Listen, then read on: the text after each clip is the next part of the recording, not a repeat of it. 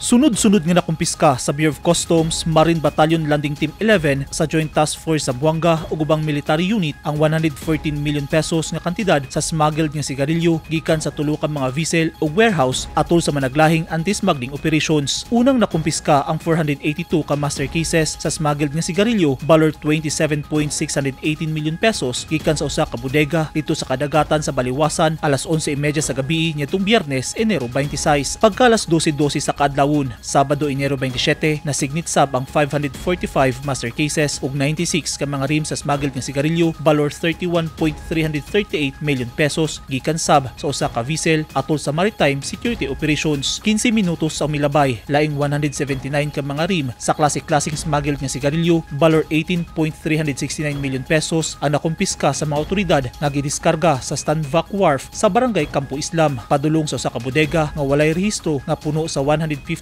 ka mga rim sa sigarilyo nga 36.676 million pesos ang kantidad. Gidaig ni Mayor John Dalipe ang mga otoridad sa ilang malampuson nga operasyon na nagsuporta sa advokasya sa Administrasyong Dalipe batok smuggling. Eugene Hinutan, Newsline Philippines. Stay safe.